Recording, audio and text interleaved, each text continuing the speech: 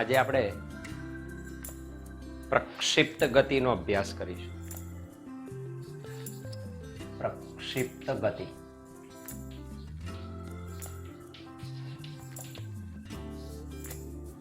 પહેલા સરસ મજાનું એને સમજી લઈએ.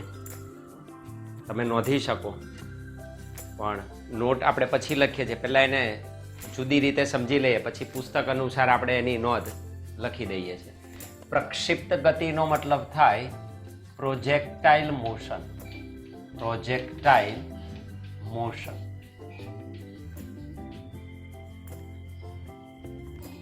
આ પ્રોજેક્ટાઇલ મોશન અંગેનો અત્યારે આપણે અભ્યાસ કરવો છે. પ્રક્ષિપ્ત ગતિ. વ્યવહારમાં આપણે ઘણી બધી જગ્યાએ આ ગતિનો અભ્યાસ કરીએ છીએ. ક્રિકેટ મેચમાં સિક્સર મારીએ તો દડો જે ગતિ કરે એ પ્રક્ષિપ્ત ગતિ કહેવાય. એટલે આપણે આ પ્રકારની ગતિનો અભ્યાસ કરીએ છીએ. અત્યારે આ જમીન છે. જમીનની સપાટી ઉપરથી કોઈ પદાર્થને ફેંકીએ અને એ પાછો પદાર્થ ક્યાં આવતો રહે? જમીનની સપાટી ઉપર જ પરત આવે છે. જુદા જુદા સ્થાન ઉપર ગતિ કરી અને આપેલો પદાર્થ એ જ સપાટી ઉપર શું થાય? સમક્ષિતિજ સપાટી ઉપર પરત ફરે છે. આ જે પ્રક્ષિપ્ત ગતિનો ખ્યાલ છે એ ખરેખર એમ કહી શકાય ગુરુત્વ પ્રવેગની અસર હેઠળ થતી ગતિ. આ કઈ ખરેખર ગતિ છે? ગુરુત્વ પ્રવેગની અસર હેઠળ થતી ગતિ. પરંતુ આપણે જે શીખવાના છીએ એ છે, પાઠનું ટાઇટલ છે તમારું સમતલમાં ગતિ. તો અત્યારે જે પ્રક્ષિપ્ત ગતિનો આપણે અભ્યાસ કરીશું એ અભ્યાસ છે સમતલમાં થતી ગતિનો. સમતલમાં થતી ગતિ. Motion in a plane. સમતલમાં થતી ગતિ, અથવા એને આપણે કહી શકીએ દ્વિપારિમાણિક ગતિ. આ ગતિ કઈ છે? દ્વિપારિમાણિક ગતિ. It is called two dimensional motion. Two dimensional motion. તો આ દ્વિપારિમાણિક ગતિ, સમતલમાં થતી ગતિનો આપણે અભ્યાસ કરવાનો છે. આ સમતલમાં થતી ગતિ એનો અર્થ એમ થઈ ગયો, આ બોર્ડ છે તો બોર્ડ આપણું સમતલ કહેવાય. આ એક્સ અક્ષ થઈ, આ વાય અક્ષ થઈ, એટલે એક્સ વાય સમતલ આવ્યું એમ કહી શકાય. તો આ માન લો કે એક્સ અક્ષ છે અને આ દિશામાં હું ધારી લઉં આ વાય અક્ષ છે, તો આ ગતિ સમતલમાં થતી ગતિ થઈ. અર્થાત એક્સ દિશામાં પણ ગતિ થાય, એક્સ દિશામાં ગતિ પ્લસ વાય દિશામાં ગતિ. બંને દિશામાં થતી ગતિ છે. અને આપણે અગાઉ જોઈ ગયા છે દ્વિપારિમાણિક ગતિ, અને આ પરસ્પર લંબ છે. એક એક્સ દિશા છે, બીજી વાય દિશા છે. અને એક્સ ને વાય દિશા પરસ્પર લંબ એકબીજાથી સ્વતંત્ર ગતિ કહેવાય. તો બંને ગતિઓ સ્વતંત્ર ગતિ છે. અને આનો સૌથી પહેલો ખ્યાલ ગેલિલિયોએ જ રજૂ કર્યો, અને એણે દર્શાવ્યું કે આ દ્વિપારિમાણિક ગતિને પરસ્પર લંબ એવી સ્વતંત્ર દિશામાં થતી ગતિ તરીકે આપણે વર્ણવી શકીએ. એટલે માત્ર એક્સ ગતિનો અભ્યાસ પણ કરી શકો, માત્ર વાય ગતિનો પણ તમે અભ્યાસ કરી શકો. બંને ગતિ એકબીજાથી સ્વતંત્ર છે અને એ આપણે મેળવી શકીએ. તમે માત્ર એક પારિમાણિક ગતિ, આ એક પારિમાણિક થઈ, આ પણ એક પારિમાણિક, બંનેને ભેગી કરો તો ટુ ડાયમેન્શનલ થઈ. તો બંનેનું સ્વતંત્ર તમે વર્ણન કરી શકો અને ગતિનો અભ્યાસ કરી શકાય. તો આ એક્સ દિશામાં અને વાય દિશામાં થતી ગતિ એમ ધારી શકીએ. તો તમે અહીં જોઈ શકો છો કે આપેલો પદાર્થ માન લો કે અહીં આવ્યો, તો આપેલો પદાર્થ એક્સ દિશામાં પણ ગતિ કરે છે, આ દિશામાં પણ આગળ વધ્યો, અને સાથે સાથે તમે જુઓ તો આ દિશામાં પણ આગળ વધ્યો. એટલે અહીંથી તમે જુઓ તો આમ પણ ગયો અને આ દિશામાં પણ ગયો. એટલે બે ગતિ સતત થાય છે. અહીં પણ જોઈ શકો તમે, તો આ દિશામાં આગળ પણ ગયો અને અહીંથી એ આટલો ઉપર તરફ પણ ગયો. અર્થાત આ બંને ગતિની સંયુક્તપણે ગતિ એ તમારી સમતલમાં થતી ગતિ છે. અને એ આ રીતે ગતિ થાય છે. આપણી ગતિ એકદમ સિમ્પલ છે. પૃથ્વીની સપાટી આપણે સમક્ષિતિજ સપાટી ધારી લઈએ છીએ અને પૃથ્વીની સપાટી પરના એક બિંદુથી તમે કોઈ પદાર્થને પ્રક્ષિપ્ત કરો તો એ પદાર્થ પરત સમક્ષિતિજ સપાટી ઉપર પાછો આવે છે. તો અહીંથી જ ગયેલો પદાર્થ એ સપાટી ઉપર શું થાય છે? પરત આવે છે. એ પ્રકારની સમતલમાં થતી ગતિનો આપણે અહીંયા આગળ શું કરવાનો છે? અભ્યાસ કરવાનો છે. તો આ પ્રકારની ગતિ આપણે અહીંયા આગળ વર્ણવી શકીએ. હવે આ ગતિ માટે અહીંયા આગળ આપણે થોડુંક બેઝિક એનું જાણી લઈએ. તો આ જે ગતિ છે આપણે કહી તેમ 2 ડાયમેન્શનલ છે, એક્સ અક્ષ અને વાય દિશામાં થતી ગતિ છે અને એના જુદા જુદા ટર્મ્સ, એની જુદી જુદી ટર્મિનોલોજી, જુદી જુદી ભૌતિક રાશિઓના આપણે હમણાં સમીકરણ લાવીશું તો એ સરળતાથી મેળવી શકાય. કેવી રીતે? સ્વતંત્ર ગતિ તરીકે તમે એકદમ સરળતાથી મેળવી શકો.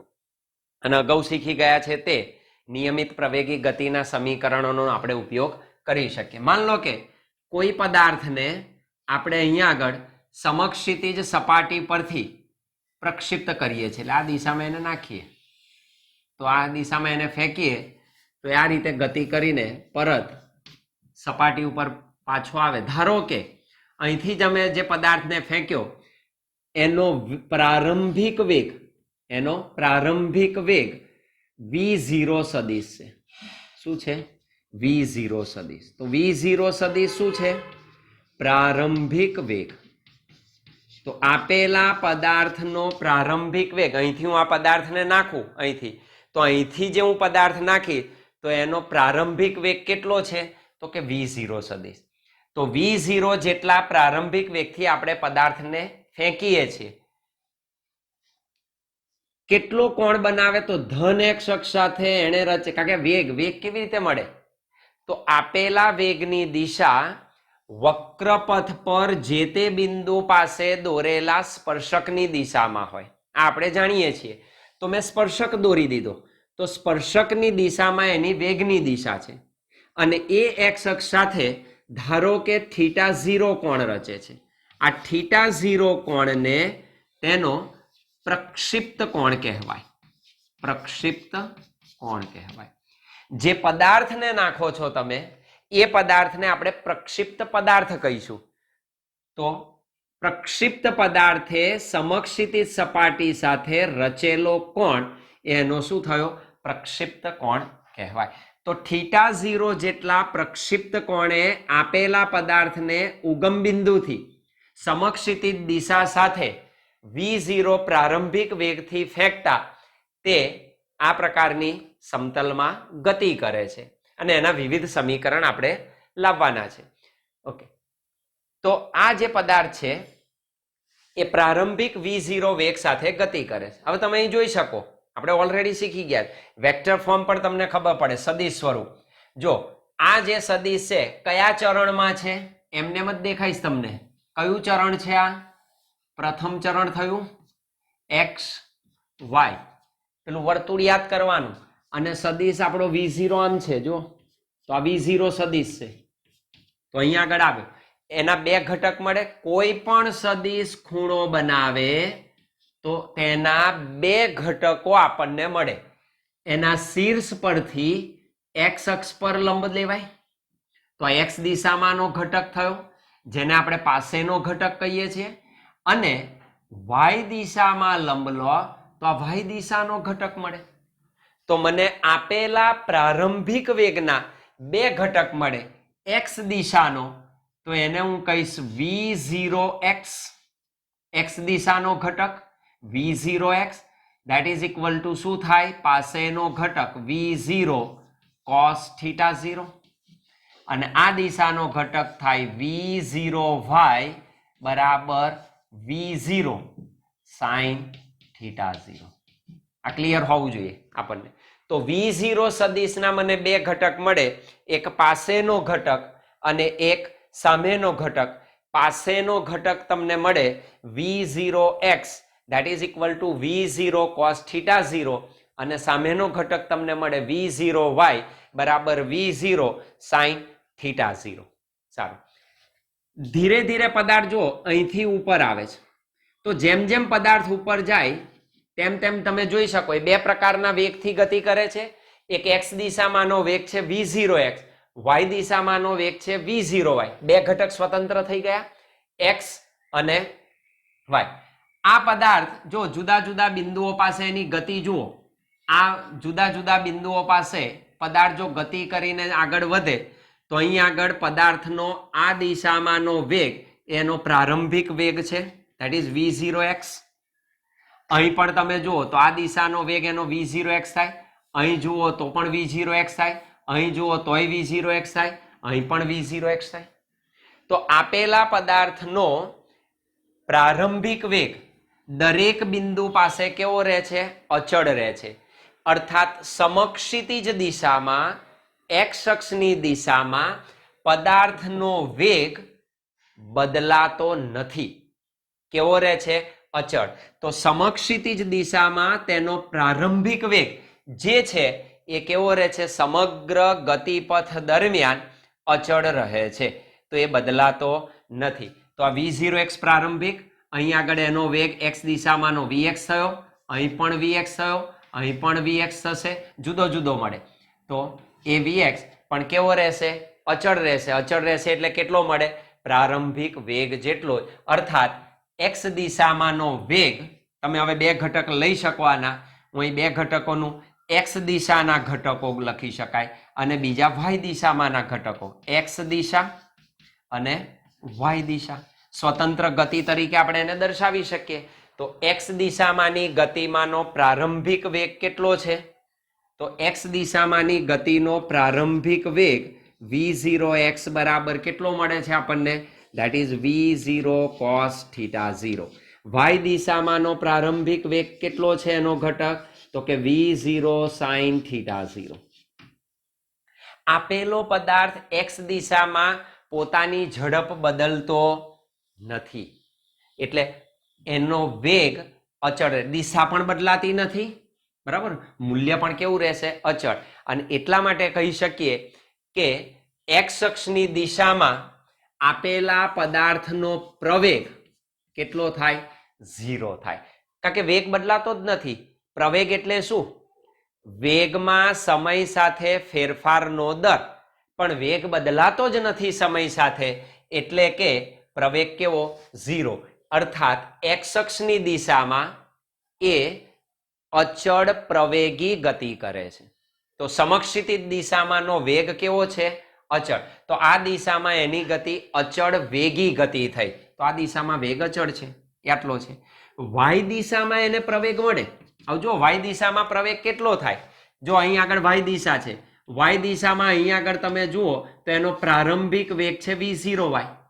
અહીં આ દિશામાં વાય vy, અહીં આગળ vy, તો અહીં આગળ વેગ કેટલો થઈ જશે? 0. અર્થાત પદાર્થ જેમ ઉપર જાય છે તેમ વાય દિશામાંનો વેગનો ઘટક શૂન્ય બનતો જાય. સ્વાભાવિક છે, જો અહીં આગળ વેગ 0 ના થાય પદાર્થ પાછો જ ના આવે, પદાર્થ ઉપર ને ઉપર જ જાય. પદાર્થ નીચે કેમ આવે છે? તો કે આપેલા કોઈક બિંદુ પાસે એને આપણે કહીશું મહત્તમ ઊંચાઈ. આ કોઈ એક મહત્તમ ઊંચાઈ છે, એવી ઊંચાઈ કે તે ઊંચાઈએ તેનો વાય દિશામાંના વેગનો ઘટક 0 બને. તો વાય દિશામાંના વેગનો ઘટક એનો શું થાય છે? 0 થાય છે. એક્સ દિશામાં છે, વાય દિશામાં 0 છે.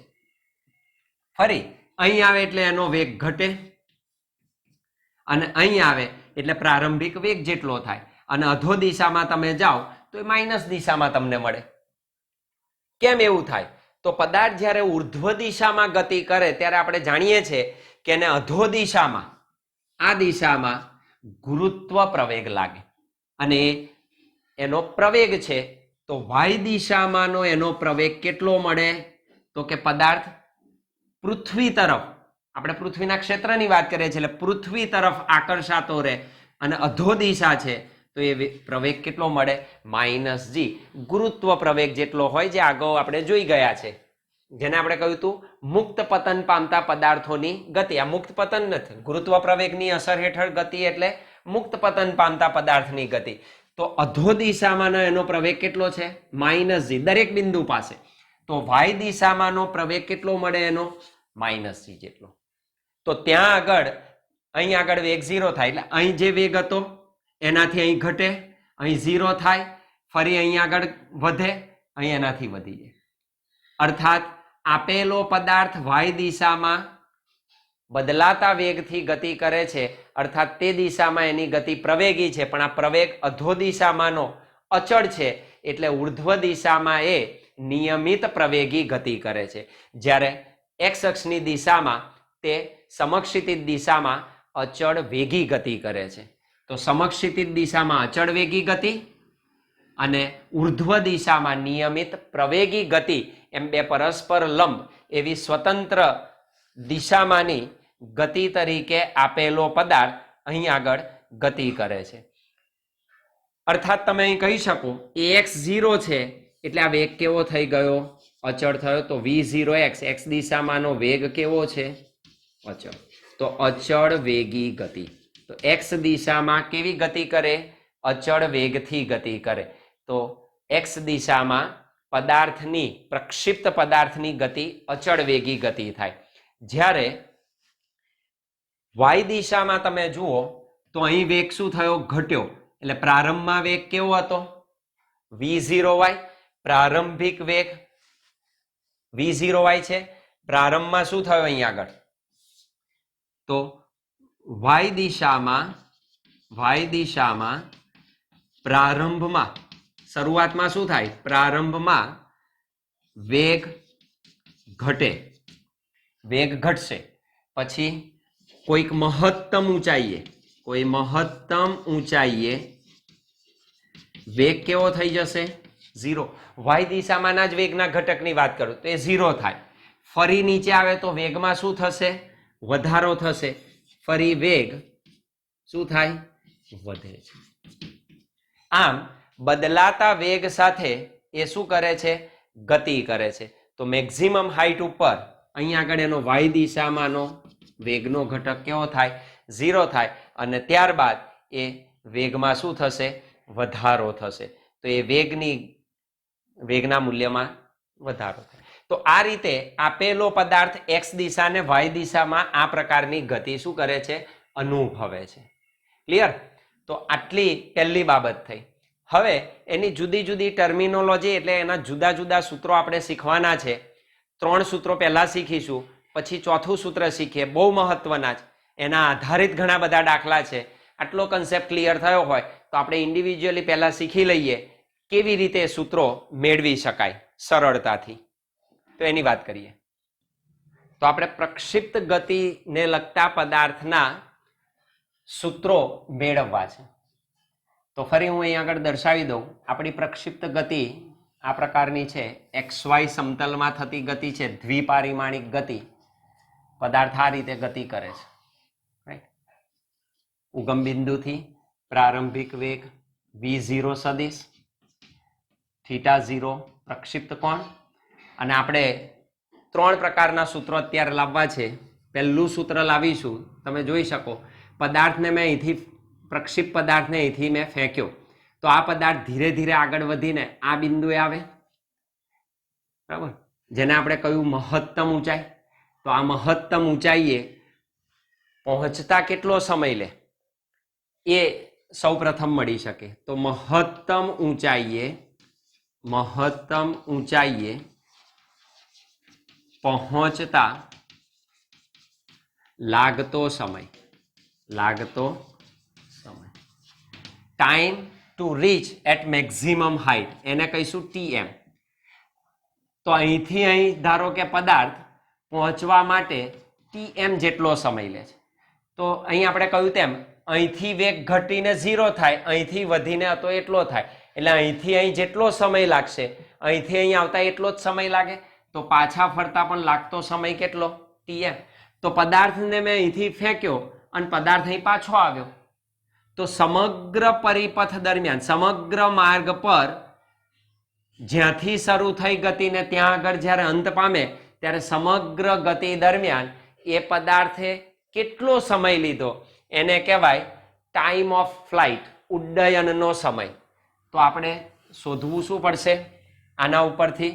ઉડ્ડયનનો સમય.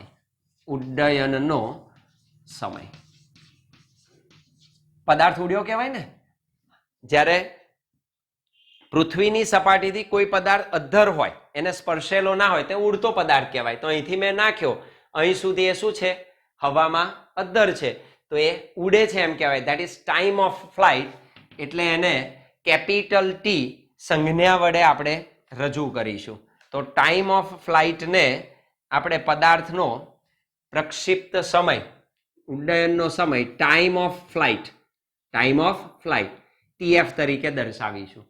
અને એ તમે જોઈ શકો, અહીંથી અહીં જેટલો સમય એટલો જ અહીં સમય, અર્થાત ડબલ સમય થયો. અર્થાત TF બીજું કશું નથી, ટ્વાઇસ TM. મહત્તમ ઊંચાઈએ પહોંચવા લાગતા સમય કરતા એ કેવો થાય? બમણો થાય. ચાલો આ લાવી દઈએ એટલે આપણને મળી જાય. કેવી રીતે કરીશું? તો અહીં તમે જુઓ, અહીં આગળ પદાર્થનો મહત્તમ ઊંચાઈએ વેગ 0 થાય. મહત્તમ ઊંચાઈને આપણે h કહી દઈશું. તો આપણે ત્યારબાદ આના પછી બીજું સૂત્ર લાવવાનું છે મહત્તમ ઊંચાઈનું. પદાર્થ કેટલી મહત્તમ ઊંચાઈએ પહોંચે? તો મહત્તમ ઊંચાઈ નું સૂત્ર. તો બીજું આપણે મહત્તમ ઊંચાઈનું સૂત્ર મેળવીશું.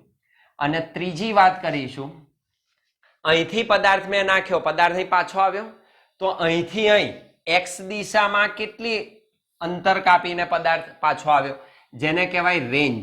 રેન્જ એટલે અવધિ. તો ત્રીજું આપણે લાવીશું અવધિનું સૂત્ર. અવધિનું સૂત્ર. તો 3 સૂત્રો પહેલા મેળવીશું. હાઈટ એટલે h નું સૂત્ર, અવધિ એટલે રેન્જ એટલે r નું સૂત્ર. મહત્તમ ઊંચાઈએ પહોંચવા લાગતો સમય, અહીં પહોંચવા લાગતો સમય મને જોઈએ છે. હવે અહીં પહોંચવા સમય લાગે એટલે દિશા કઈ થઈ? y દિશા. તો આપણે y દિશામાંની ગતિનો અભ્યાસ કરવાનો. તો આના માટે કઈ દિશામાંની ગતિ લઈશું? y દિશામાં થતી ગતિ. જો સ્વતંત્ર લઈએ છે, y દિશામાં થતી ગતિ. એને x દિશા સાથે કોઈ નિસ્બત નથી, x દિશા સાથે કોઈ લેવા દેવા નથી, કારણ કે બંને સ્વતંત્ર ગતિ છે. અને એક પારિમાણિક તરીકે આપણે સરળતાથી આ ગતિ શીખી શકીએ. y દિશામાં થતી ગતિ. ચાલો, y દિશામાં ગતિ થાય છે, તો y દિશામાં આપણે વિચારી શકીએ કે y દિશામાં એનો પ્રારંભિક વેગ કેટલો? એનો પ્રારંભિક વેગ કેટલો y દિશામાં? y દિશામાં થતી ગતિ માટે y દિશામાંનો એનો પ્રારંભિક વેગ that is v0y that is equal to કેટલો હતો? v0 sin theta 0. આપણે જાણીએ છીએ. તો y દિશામાંનો એનો વેગ v0 sin theta 0 છે. y દિશામાંનો પ્રવેગ કેટલો હતો? તો કે ગુરુત્વ પ્રવેગની વિરુદ્ધ દિશા છે એટલે -g જેટલો હતો. અને આપેલો પદાર્થ મહત્તમ ઊંચાઈએ પહોંચે tm સમયે, ત્યારે એનો y દિશામાંનો વેગનો ઘટક, કઈ દિશામાંના? y દિશામાંના વેગનો ઘટક.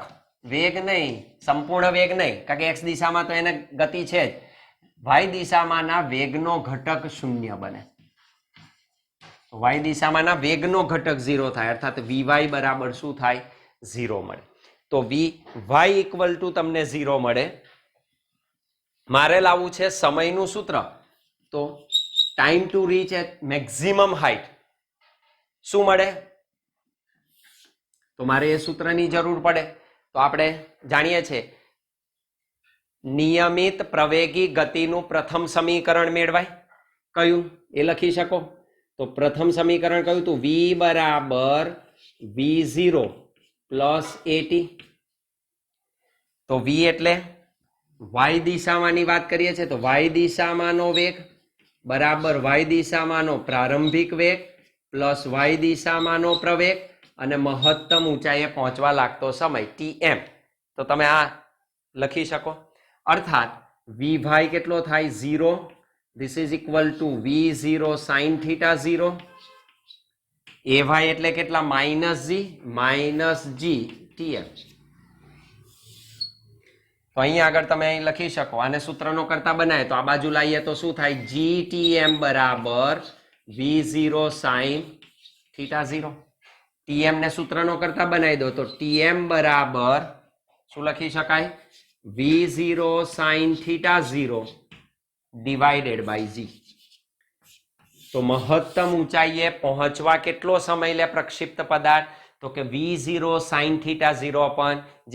આ સમીકરણો બાય હાર્ટ આવડી જવા જોઈએ, કારણ કે આના આધારિત દાખલા આવડે એટલે મને સીધું સૂત્ર આવડે. જોઈશું આપણે એને કેવી રીતે યાદ રાખી શકાય ને તે. ઓકે, અહીં પહોંચવા લાગતો સમય આપણને પ્રાપ્ત થઈ ગયો. તો ટાઈમ ઓફ ફ્લાઇટ, ઉડ્ડયનનો સમય કેટલો? આખો સમય મારે મેળવવો હોય તો શું કરવું પડે? Therefore, time of flight is equal to 2 times Tm. This is equal to 2 times v0 sin θ 0 divided by g. अर्थात time of flight is equal to 2v0 sin θ 0 divided by g. तो उड्डयनना समयનું સૂત્ર આવ્યું 2v0 sin θ 0 अपन g સૂત્ર આપણને પ્રાપ્ત થાય. Okay, આ એક રીત થઈ કે મેં પહેલા મહત્તમ ઊંચાઈ સુધી પહોંચવા માટેનો સમય શોધ્યો અને ત્યારબાદ મેં ઉડ્ડયનનો સમય શોધ્યો.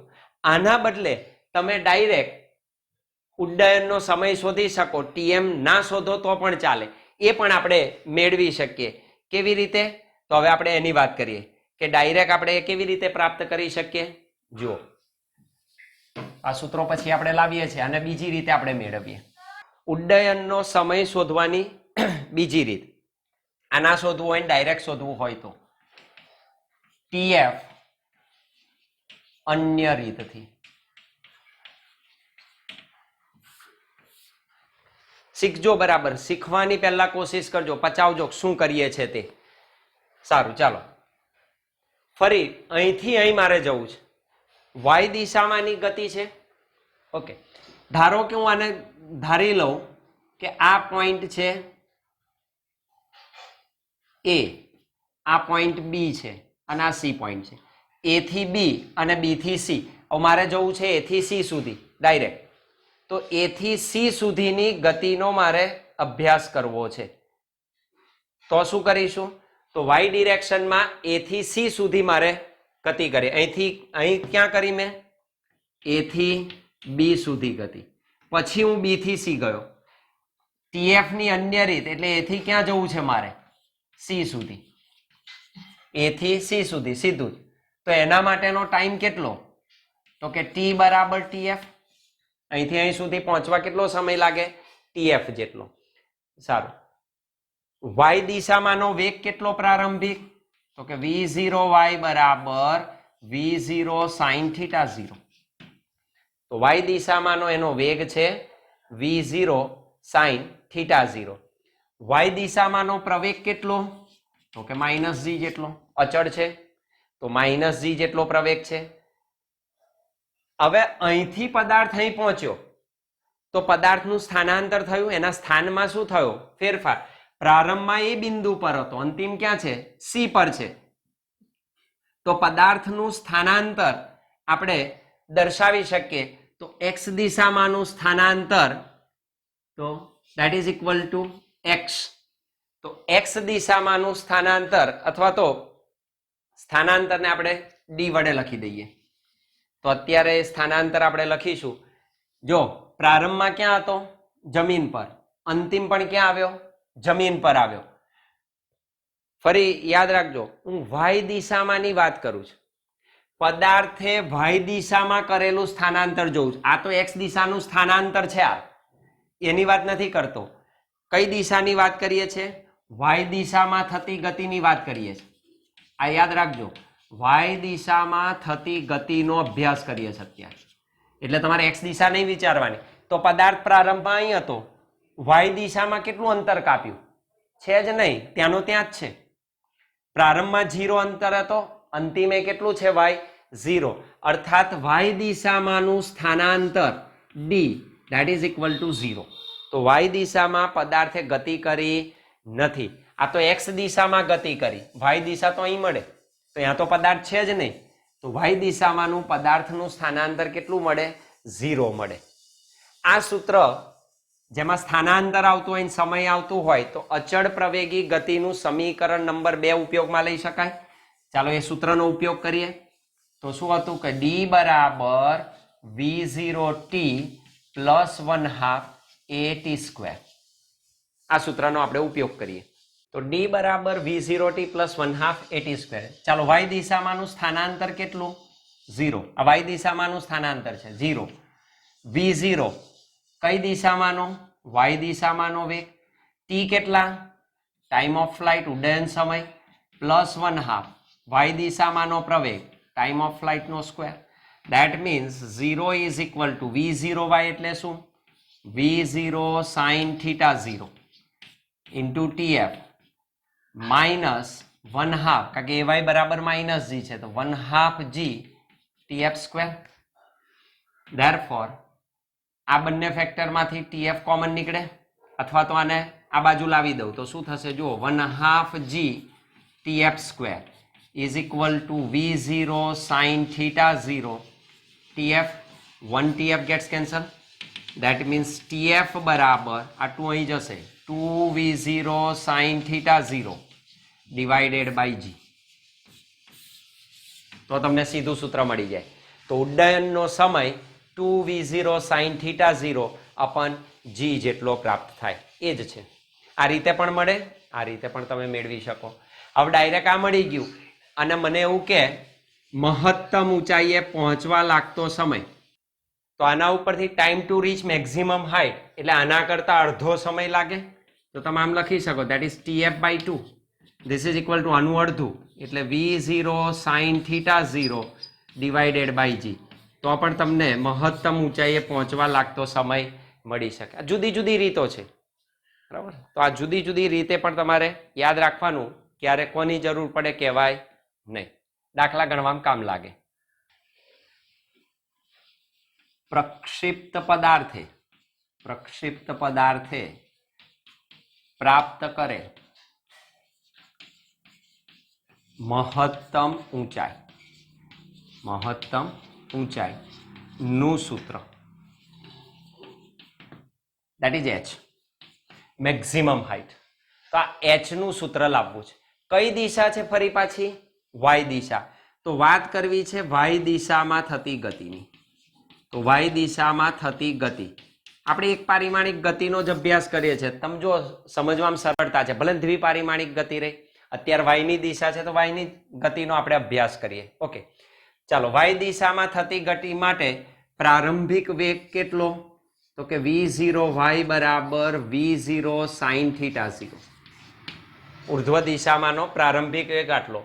જ્યારે પદાર્થ મહત્તમ ઊંચાઈએ પહોંચે ત્યારે એનો y દિશામાંનો વેગનો ઘટક કેટલો થાય? 0. તો મહત્તમ ઊંચાઈએ વેગનો y દિશામાંનો ઘટક 0 થશે.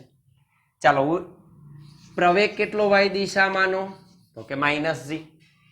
હા, હવે y દિશામાં પદાર્થે કેટલું સ્થાનાંતર કર્યું? જો પ્રારંભમાં 0 હતું, અંતિમ કેટલું થયું?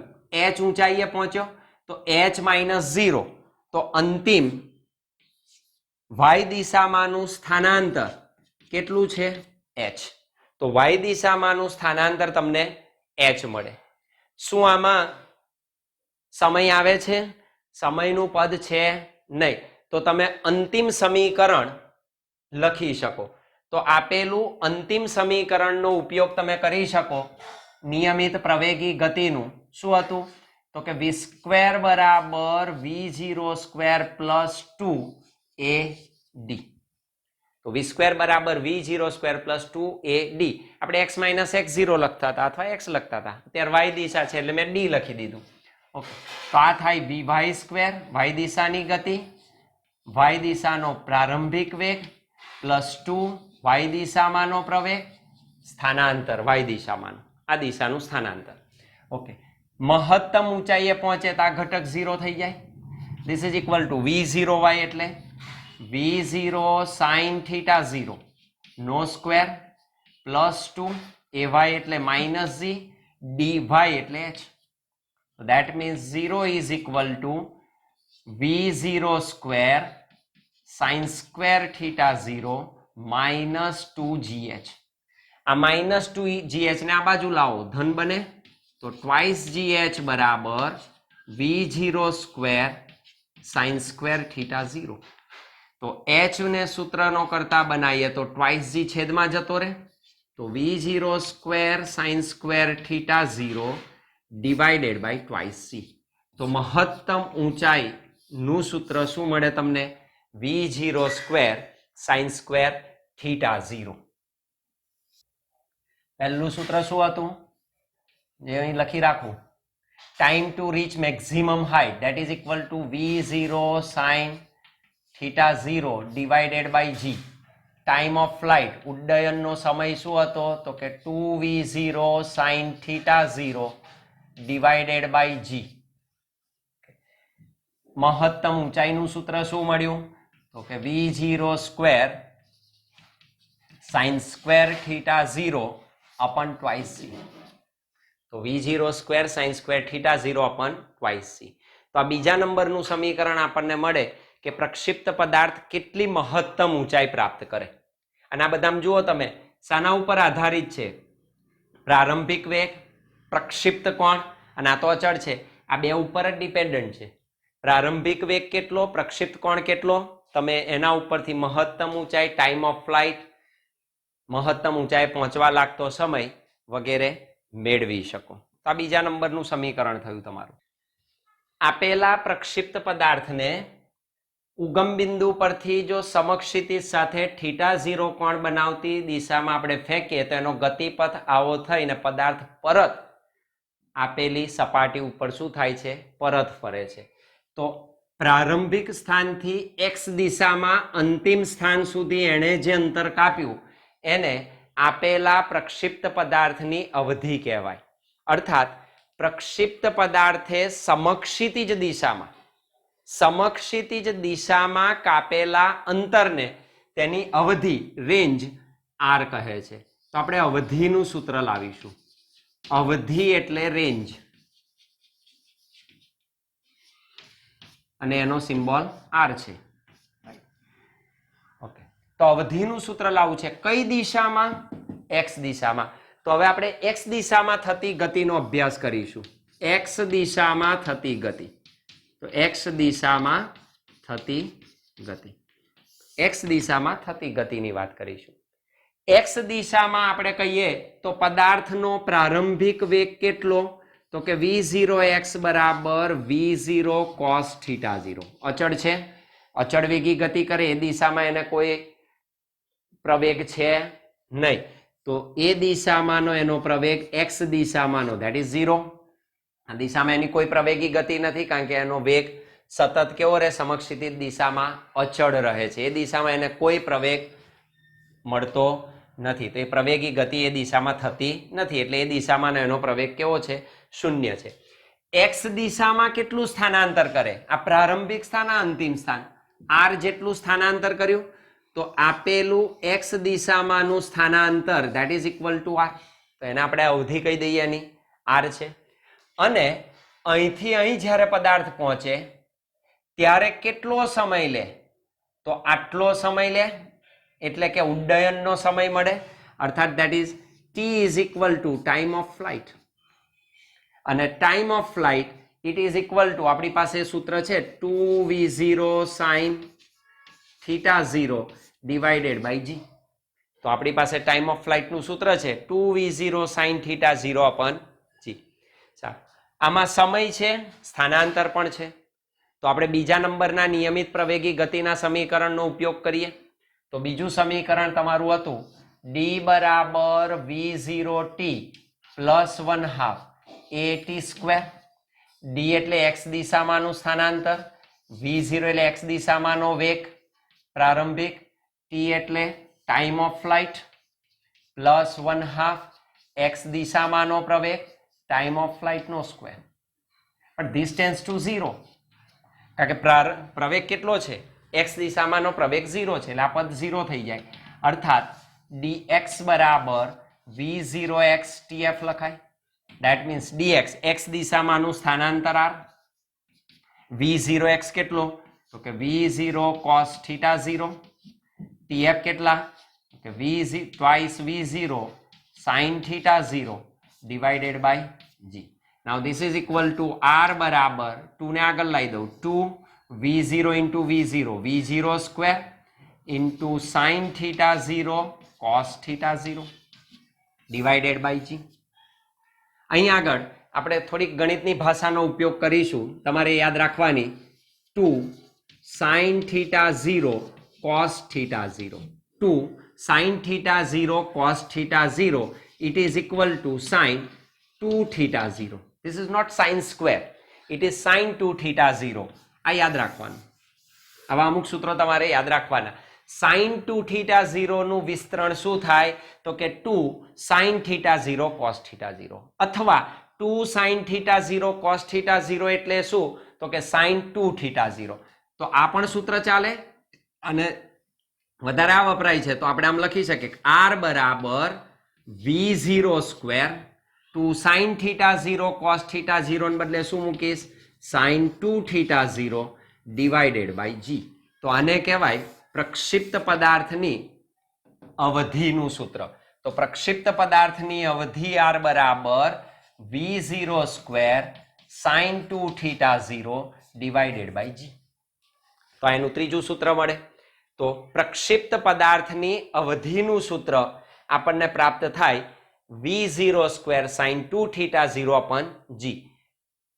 કોઈ પણ રમતમાં આપણે પદાર્થને દૂર ફેંકવો છે તો આ પદાર્થ સમક્ષિતિજ દિશામાં કેટલું મહત્તમ અંતર કાપી શકે, આપણી પાસે પ્રશ્ન થાય. તો એ મહત્તમ અંતર કાપવા માટે અહીં તમે જોઈ શકો છો કે પ્રક્ષિપ્ત પદાર્થની અવધિ, પ્રક્ષિપ્ત પદાર્થની અવધિ બે બાબતો ઉપર ડિપેન્ડન્ટ છે. એક તો v0 પ્રક્ષિપ્ત પદાર્થના પ્રારંભિક વેગ પર. જો તમે પ્રારંભિક વેગ તમારો વધારે હોય તો પદાર્થ ઘણા દૂર સુધી જઈ શકે, પણ આની લિમિટેશન છે. તો એ હું કેટલો મેળવી શકું એ મારા હાથમાં ઘણું બધું નથી. હું જેટલું ધારું એટલું મેક્સિમમ મારી પ્રારંભિક વેગ, મારું પ્રારંભિક ઝડપ હું મેળવી શકું, એનાથી વધારે ના આવે. અને બીજું છે થીટા 0 એટલે કે પ્રક્ષિપ્ત કોણ. પ્રક્ષિપ્ત કોણ હું જો સમક્ષિતિજ દિશા સાથેનો પ્રક્ષિપ્ત કોણ બદલું તો મહત્તમ અંતર ચેન્જ કરી શકાય. એટલે આના કરતા આ ફેક્ટર આપણા માટે વધારે અગત્યનો કે હું એંગલ ચેન્જ કરી શકું, કયા ખૂણાએ હું આપેલા પદાર્થને પ્રક્ષિપ્ત કરું જેથી કરીને આપેલો પદાર્થ સમક્ષિતિજ દિશામાં મહત્તમ અંતર સુધી પહોંચે. અને આપણું કામ એ જ છે, કોઈ પણ રમતમાં મહત્તમ અંતર સમક્ષિતિજ દિશામાં કાપવા માટે પ્રક્ષિપ્ત કોણ મહત્વનો ભાગ ભજવે. તો મારે મહત્તમ અવધિ લાવવી છે. આપેલા પદાર્થની મહત્તમ અવધિ તમારે મેળવવી હોય તો સીધે સીધું તમને ખબર પડી જાય કે સાઇનનું મહત્તમ મૂલ્ય 1 થાય તો આ અવધિ મહત્તમ મળે. એક તો એ વસ્તુ છે. અને બીજી અગાઉ આપણે શીખી ગયા છીએ, જ્યારે વિકલનની વાત કરી ત્યારે કહ્યું હતું કોઈ કિંમત, કોઈ રાશિ મહત્તમ કે ન્યૂનતમ ક્યારે બને? તો કે તેનું પ્રથમ વિકલન 0 હોવું જોઈએ. તો એ મહત્તમ કે ન્યૂનતમ, આપણે મહત્તમની વાત કરીએ તો એનું પ્રથમ વિકલન ધારો કે 0 લઈ લઈએ તો r કોના સાથે બદલાય છે? થીટા 0 સાથે. અને હું અચળ ગણી લઉં કે v0 મારી લિમિટેડ છે, એમાં હું બહુ ચેન્જ કરી ના શકું. તો એ આપણી લિમિટેશન છે. વધારે ચેન્જ આપણે થીટા 0 આપણા માટે સૌથી શ્રેષ્ઠ છે. તો r માં ફેરફાર થીટા 0 સાથે થાય તો એની સાથેનું વિકલન લઉં અને પ્રારંભિક પ્રથમ વિકલન જો 0 થાય તો આપેલા કોણ માટે તે પદાર્થ મહત્તમ સમક્ષિતિજ દિશામાં અંતર કાપી શકે, અર્થાત મહત્તમ અવધિ મળી શકે. એ રીતે પણ મળે. અથવા લોજિકલી તમે સીધું વિચારો, આ મેક્સિમમ ક્યારે થાય? v0 g થીટા 0 અને જવાબ સાઇન જુઓ. સાઇન ફંક્શન જે છે ત્રિકોણમિતીય, એનો ઇન્ટરવલ, એનો અંતરાલ કેટલો છે? -1 થી 1. અર્થાત 1 થાય આ કિંમતનું, આ કિંમત 1 મળે તો r કેવો થાય? મેક્સિમમ. એનાથી વધી શકે નહીં. એનો અર્થ હું સીધું આમ લખી શકું કે મહત્તમ અવધિ માટે, આ એક રીત છે કે સીધું આપણને ખ્યાલ આવે ત્રિકોણમિતિ ઉપરથી. મહત્તમ અવધિ માટે sin 2 થીટા 0, sin 2 થીટા 0 1 થવું જોઈએ. આ કેટલું મળવું જોઈએ? 1. તો જ આ કિંમત આપેલા પ્રારંભિક વેગ અને g માટે કેવી મળે? મહત્તમ મળે. sin 2 થીટા 0 1, sin ની વેલ્યુ 1 ક્યારે હોય? તો હું આમ લખી શકું sin 2 થીટા 0 બરાબર sin 90. sin 90 નું મૂલ્ય 1 મળે. અર્થાત આ બંને સમાન ક્યારે હોય? જ્યારે એમના ખૂણા સમાન હોય, અર્થાત 2θ0 બરાબર 90 થવું જોઈએ, અર્થાત θ0 બરાબર કેટલા થાય? 45 ડિગ્રી. જો આપેલા પ્રક્ષિપ્ત પદાર્થને સમક્ષિતિજ દિશા સાથે θ0 બરાબર 45 ડિગ્રી કોણે ફેંકવામાં આવે આપેલા પ્રારંભિક વેગ v0 સાથે, તો આપેલો પદાર્થ સમક્ષિતિજ દિશામાં મહત્તમ અવધિ પ્રાપ્ત કરે. કેટલી? તો θ0 બરાબર 45 ડિગ્રી, અર્થાત sin 2θ0 1 થઈ ગયા, તો આ કિંમત 1 થાય તો r કેટલો મળે? v0 સ્ક્વેર બાય g, અર્થાત r મેક્સિમમ કેટલા થશે? v0 square upon g. તો મહત્તમ અવધિનું સૂત્ર શું મળશે? v0 સ્ક્વેર અપોન g જેટલું. અર્થાત પ્રક્ષિપ્ત પદાર્થની મહત્તમ અવધિ માત્ર ને માત્ર પ્રક્ષિપ્ત પદાર્થના પ્રારંભિક વેગ પર આધાર રાખે, નહીં કે પ્રક્ષિપ્ત કોણ પર. મહત્તમ અવધિ અને અવધિ કોના ઉપર આધાર રાખે? પ્રક્ષિપ્ત પદાર્થના પ્રારંભિક વેગ તદુપરાંત પ્રક્ષિપ્ત કોણ પર આધાર રાખે છે. તો આ એનું અવધિ અને મહત્તમ અવધિનું સૂત્ર થયું. આ મહત્તમ અવધિનું સૂત્ર આપણે વિકલનની રીતે પણ મેળવી શકીએ, જે આપણે જોઈએ. તો મહત્તમ અવધિ આપણે કેટલી મેળવી? તો કે r મેક્સિમમ બરાબર v0 સ્ક્વેર, આ મૂલ્ય 1 થઈ જાય, ડિવાઇડેડ બાય g. ક્યારે મળે? તો કે પ્રક્ષિપ્ત કોણ 45 ડિગ્રી હોય ત્યારે મહત્તમ અવધિ મળે. આપણે મહત્તમ અવધિનું સૂત્ર પ્રક્ષિપ્ત પદાર્થની મહત્તમ અવધિ નું સૂત્ર વિકલનની રીતે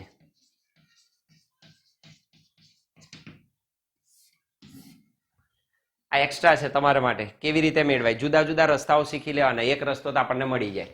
શું કહ્યું તું? વિકલનની ભાષામાં શું કહ્યું તું? આપેલી કોઈ ભૌતિક રાશિ મહત્તમ કે ન્યૂનતમ ત્યારે જ મળે જ્યારે તેનું પ્રથમ વિકલન કેવું હોય? શૂન્ય હોય. આપણે એનાથી આગળ નથી જવાનું, દ્વિતીય વિકલન કરવું પડે. જો દ્વિતીય વિકલનનું મૂલ્ય લેસ ધેન 0 મળે તો એના માટે મહત્તમ કહેવાય, ગ્રેટર ધેન 0 મળે તો એ ન્યૂનતમ કહેવાય. પણ આપણને તો કહ્યું છે મહત્તમ, એટલે મહત્તમ મળવાની માત્ર આપણે શોધવાનું કયા મૂલ્ય માટે મહત્તમ મળે. પણ એ જોવાનું છે તમારે કોની સાથે બદલાય છે, એ બદલાવ તમારે ખાસ જોવાનો. તો મારે મહત્તમ અવધિનું સૂત્ર લાવવું હોય તો અવધિનું સૂત્ર મારે લખવું પડે. તો અવધિ છે r બરાબર v0 square sin 2θ0 divided by g.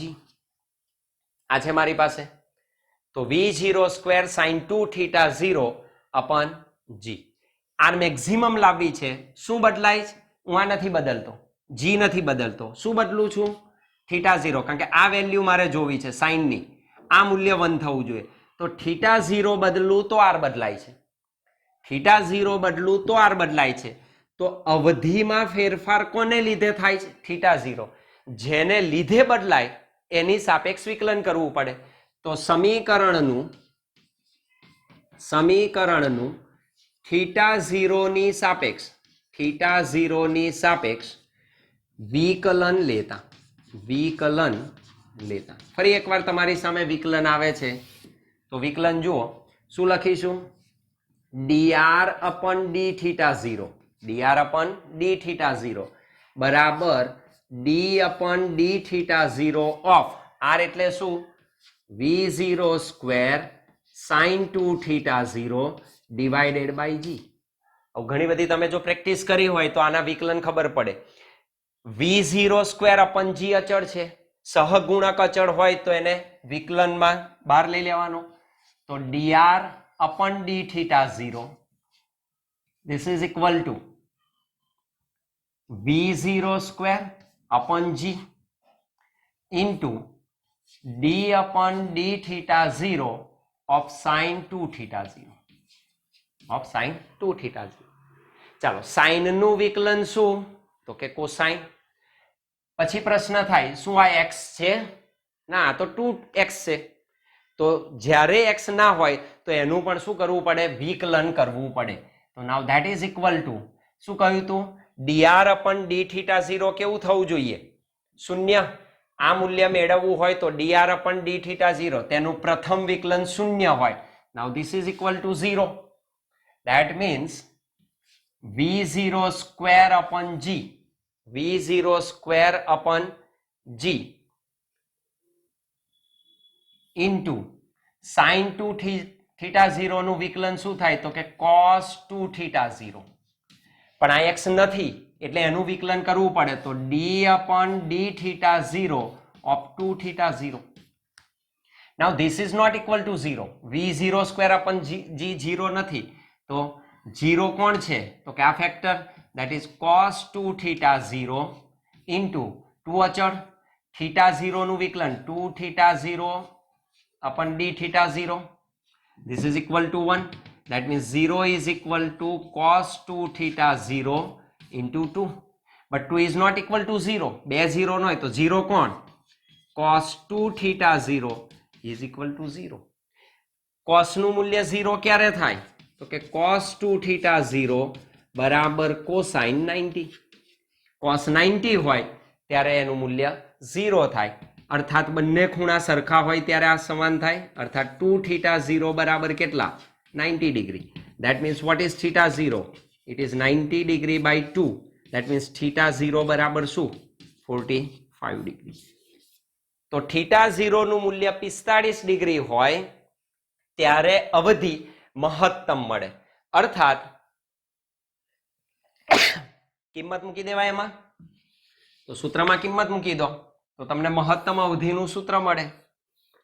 આમ મહત્તમ અવધિ શું લખાય? r maximum is equal to v0 square sin 2 theta 0 એટલે કેટલા? 45 degree divided by g. this is equal to v0 square sin 45 દુ 90 ડિગ્રી upon g. sin 90 એટલે 1. that means r maximum બરાબર v0 square upon g. તો એ મહત્તમ અવધિનું સૂત્ર આપણને પ્રાપ્ત થાય. આ રીતે તમે વિકલનની રીતે પણ મહત્તમ અવધિ મેળવી શકો. તો પ્રક્ષેપ પદાર્થના ગતિપથનું સમીકરણ આપણે જોઈ જ લીધું. ગતિપથ તો આપણને ખબર છે જ, પ્રકાર નથી ખબર. તો આપેલો પ્રક્ષેપ પદાર્થ આ રીતે ગતિ કરે, સમતલમાં આ રીતે એની ગતિ થાય. તો આ રીતે જ્યારે આપેલો પ્રક્ષિપ્ત પદાર્થ ગતિ કરે તો આ ગતિપથ એનો પરવલયાકાર કહેવાય. મેથ્સની ભાષામાં કયો કહેવાય? પેરાબોલા કહેવાય. પરવલયાકાર અને પેરાબોલા કહેવાય. તો આપણું ગતિપથનું સમીકરણ એ પરવલયનું સમીકરણ આવે. આ મેથ્સની ભાષા. અને પરવલયનું સમીકરણ એવું કે y is proportional to x square. y જો x square ના સમચલનમાં તમને કોઈક રીતે મળે તો એ ગતિપથ પરવલય કહેવાય. y square ચલે છે x square મળે તો એ વર્તુળ કહેવાય. અને y is proportional to તમને x મળે તો એ સુરેખ પથનું સમીકરણ પ્રાપ્ત થાય. ઓકે, તો કયા પ્રકારનો ગતિપથ છે? તો y ચલે છે x square. અર્થાત તમે જુઓ y દિશા અને x દિશા. કોઈ પણ પદાર્થના ગતિપથનું સમીકરણ એટલે તેના x અને y વચ્ચેનો સંબંધ દર્શાવતું સમીકરણ.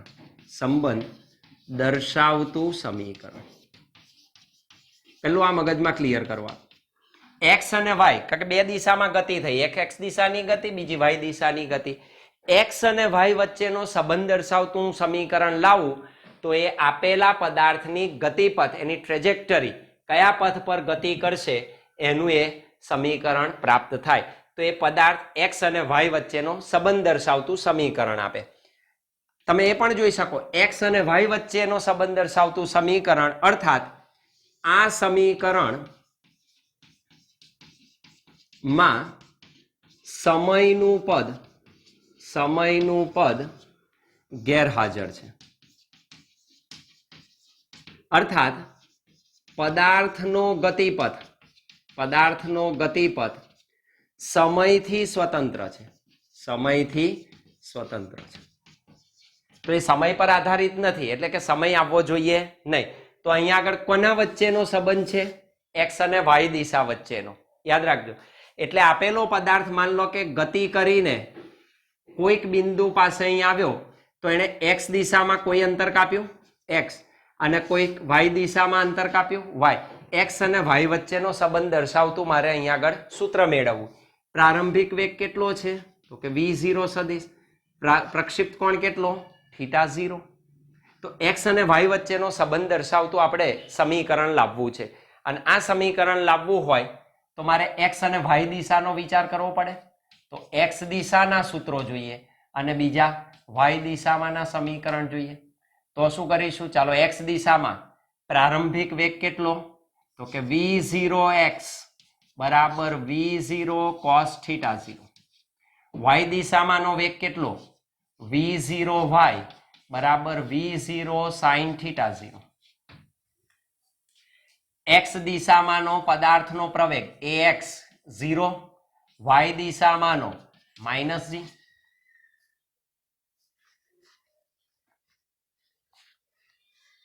અહીંયા આગળ પદાર્થ x અને y કેટલા સમયમાં અંતર કાપે છે? it સમય લે, it સમય લે. એટલે t થી તો સ્વતંત્ર થઈ ગયું, તો t નો આપણે લોપ કરવો પડશે. લોભ નહીં, હા, લોપ કાઢી નાખવાનો, એલિમિનેટ કરવાનો છે સમયને. તો સમય આધારિત સ્થાનાંતરનું સૂત્ર મળે x દિશાનું અને y દિશામાં. x દિશામાં સ્થાનાંતર કેટલું? y દિશામાંનું સ્થાનાંતર કેટલું?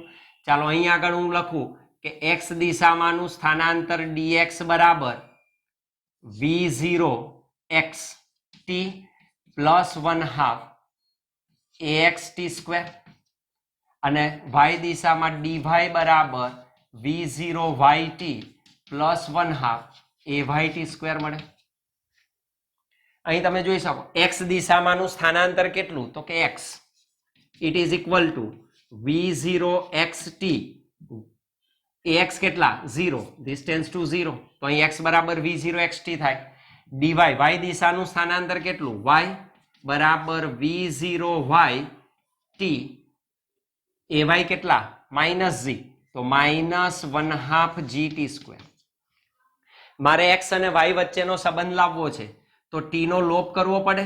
તો અહીંથી t ને સૂત્રનો કરતા બનાવી દો. તો t બરાબર શું લખાય? x upon v0x.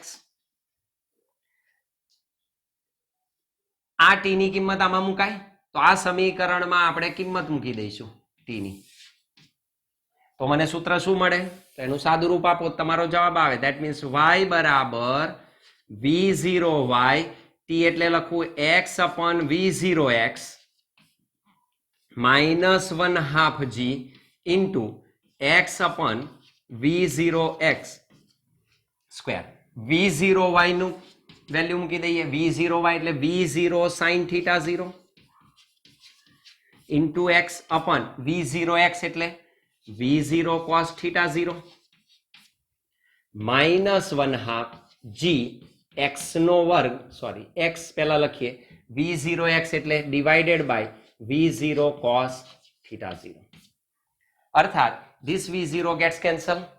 sin θ0 upon cos θ0, that is tan θ0.